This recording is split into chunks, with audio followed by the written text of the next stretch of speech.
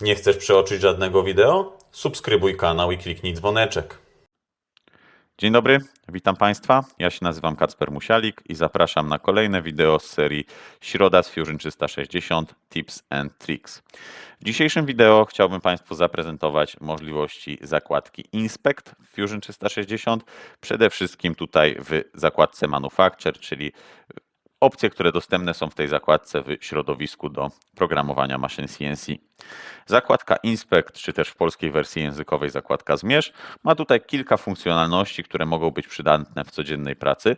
Większość naszych użytkowników, naszych klientów korzysta przede wszystkim z tej funkcji Zmierz, więc od tego sobie zaczniemy. Myślę, że większość z Państwa z niej korzystała, ale kilka rzeczy.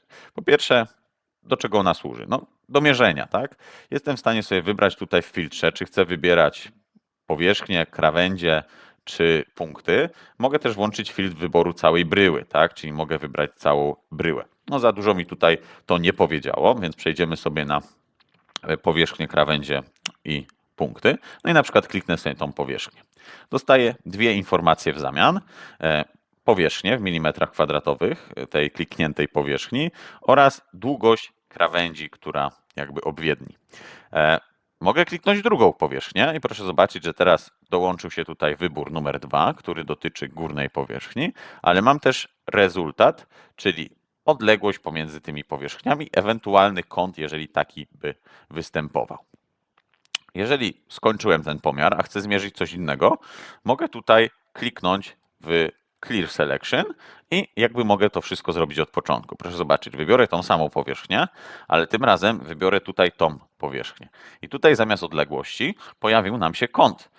Nie ma tutaj, jak widać, kątu prostego pomiędzy tymi powierzchniami. Górna powierzchnia jest lekko pochylona. Dobrze. Co dalej?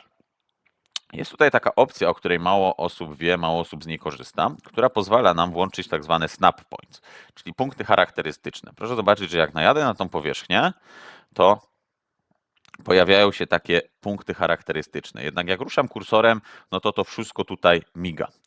Jeżeli chciałbym kliknąć jakiś punkt, który nie do końca leży na tej powierzchni i tak go dokładnie wskazać, to po najechaniu kursorem na powierzchnię mogę przytrzymać lewy kontrol i dzięki temu mogę przejechać pomiędzy tymi punktami charakterystycznymi. I na przykład wybiorę tutaj ten punkt. Następnie najadę na tą samą powierzchnię, przytrzymuję Ctrl i wybieram sobie ten punkt. I proszę zobaczyć, że w tej chwili zmierzona została odległość pomiędzy punktem środkowym tego zaokrąglenia i punktem środkowym tego zaokrąglenia. Jest to 17,72 mm. Możemy też dodać sobie tutaj takie dodatkowe odległości. To znaczy domyślnie program pokazuje nam odległość bezwzględną w linii prostej, ale możemy włączyć sobie, proszę zobaczyć, żeby nam pokazał po x i po y. Ewentualnie tak samo, tylko w drugim miejscu i zgodnie z globalnym układem współrzędnych. Jeżeli chodzi o narzędzie Zmierz, no to jest ono tutaj najczęściej wykorzystywane i myślę, że nie ma się co więcej rozgadywać. Zamykamy. Jest kilka innych fajnych narzędzi, które przede wszystkim w Kamie nam się przydają. Po pierwsze, Accessibility Analysis. Jest to analiza służąca do tego, żeby wskazać nam, które powierzchnie będziemy w stanie obrobić na trzyosiowej maszynie, na trzyosiowej frezarce przy podejściu z danego kierunku. Ale dość gadania, już pokazuję. Wybieramy sobie bryłę, którą chcemy obrabiać i następnie przechodzimy na zakładkę Direction i wskazujemy kierunek, z którego przyjdzie narzędzie. Ja bym chciał, żeby narzędzie przyszło zgodnie z tą krawędzią. OK. Teraz strzałka pokazuje nam, że narzędzie tak jakby przychodzi od dołu. My kliknijmy sobie w tą strzałkę i proszę zobaczyć, w tej chwili narzędzie przychodzi z góry, tak? Czyli mamy taki typowy układ trzyosiowy, w którym narzędzie przychodzi z góry detalu. I proszę zobaczyć, że wszystkie ścianki, które zaświeciły się w tej chwili na zielono, są możliwe do obrobienia na maszynie trzyosiowej, jeżeli wrzeciono będzie przychodziło zgodnie z kierunkiem strzałki.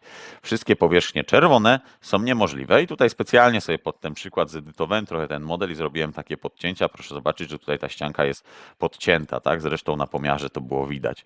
I tej ścianki w związku z czym nie jesteśmy w stanie zrobić za pomocą no, na maszynie trzyosiowej w takim konkretnym uchwycie. I oczywiście dołu też nie obrobimy w takim uchwycie. Jest to bardzo przydatne narzędzie w sytuacji, w której to nie my modelowaliśmy daną część, a my zajmujemy się tylko jej wytworzeniem. No i musimy sobie ją pomierzyć, posprawdzać, ustalić, w jaki sposób ją obrabiać, zanim przejdziemy do pracy.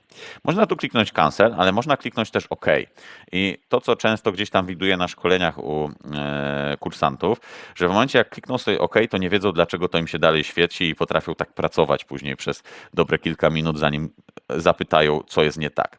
Proszę Państwa, jeżeli opcja z zakładki Inspect posiada możliwość kliknięcia OK, to wtedy możemy kliknąć OK albo Cancel. Jeżeli klikniemy Cancel, to po prostu sprawdziliśmy to, co chcieliśmy i tyle. A jeżeli klikniemy OK, to stworzy nam się tutaj z lewej strony folder Analiza. I jak sobie rozwiniemy folder Analiza, to stworzy nam się tutaj ten nasz, powiedzmy, taki obiekt zakładki Inspect.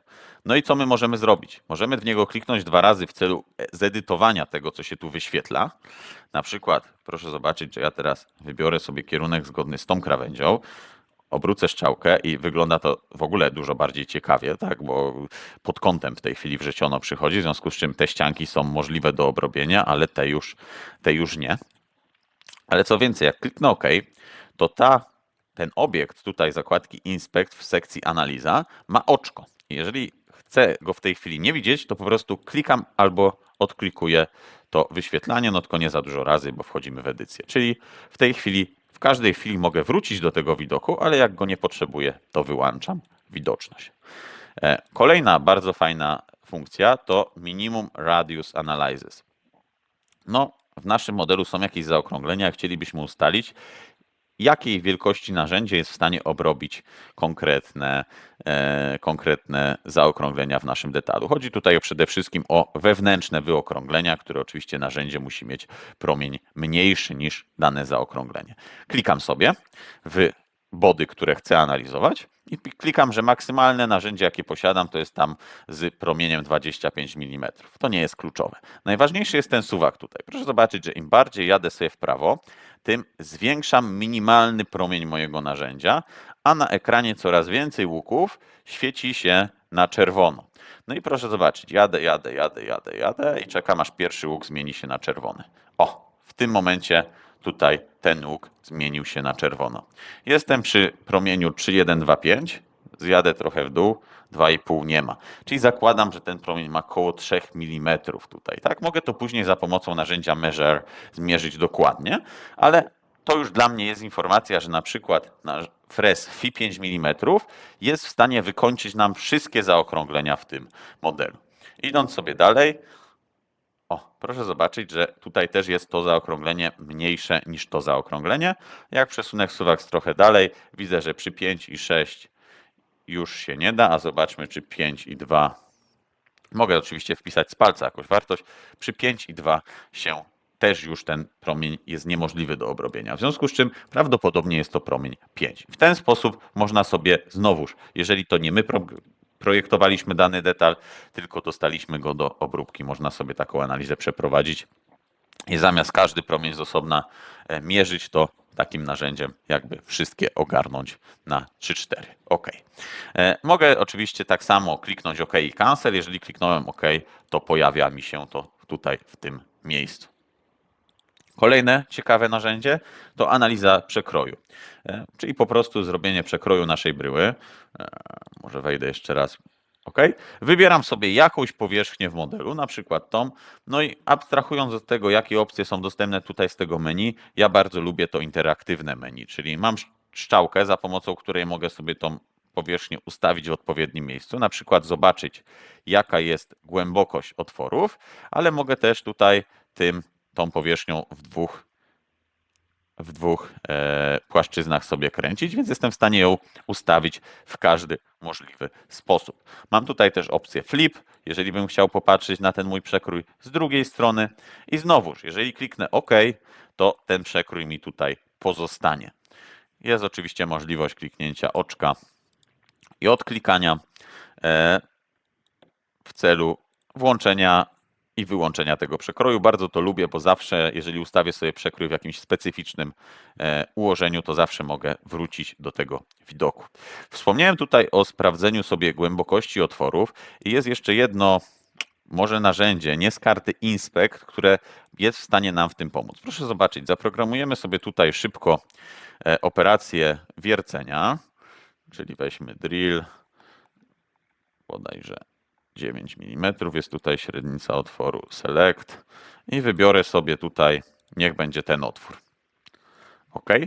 No i ja teraz nie wiem, do jakiej głębokości de facto jest to wiercenie, no bo zasłania mi model.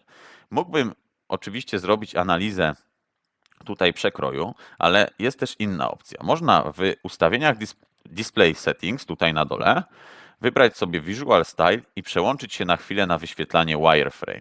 To jest takie wyświetlanie modelu krawędziowe, tak? Nie za dużo tutaj jakby widzimy, myślę, że pracowanie w takim układzie nie byłoby najprzyjemniejsze, ale jak się ustawimy od boku, to zobaczymy, że to nasze wiercenie jest czubek wiertła, wierci do końca powierzchni walcowej, tak? No i teraz dzięki temu wiem, że mogę przejść na zakładkę Heights i wybrać tutaj opcję Drill Trip Through Bottom, czyli żeby dostosował głębokość wiercenia jakby do kształtu. Widzimy też, że wybrałem troszkę bez mierzenia większe wiertło niż średnica tego otworu, ale w ten sposób jestem sobie właśnie bez robienia przekroju szybko w stanie zobaczyć jakby powiedzmy tak przez model. Jeżeli zakończyłem tą analizę, no to po prostu znowu Display Setting, Visual Style i Shaded with Visible Edges Only, mój ulubiony tryb pracy, tak? Więc w ten sposób. Na sam koniec jest tutaj jeszcze Zebra Analysis. Ona tutaj nie sprawdzi się na tym konkretnym modelu, ze względu na to, że to nie jest model tworzony w środowisku do modelowania swobodnego, czyli takiego powierzchniowego. Chodzi o to, żeby sprawdzić, jak konkretne powierzchnie odbijają światło, no i wtedy im bardziej te paski tej naszej zebry układają się na kolejnych powierzchniach w ten sam sposób, tym bardziej ciągłe, styczne mamy do siebie powierzchnie. No tylko tak jak mówię, tutaj akurat przy tym kanciastym modelu ta analiza nie pokaże nam najwięcej. Jeżeli chodzi o to dzisiejsze wideo, to by było na tyle. Zapraszam do zasubskrybowania naszego kanału. Jeżeli mieliby Państwo jakieś pytania odnośnie Fusion 360, to zapraszam do kontaktu. I do usłyszenia za tydzień. Nie chcesz przeoczyć żadnego wideo? Subskrybuj kanał i kliknij dzwoneczek.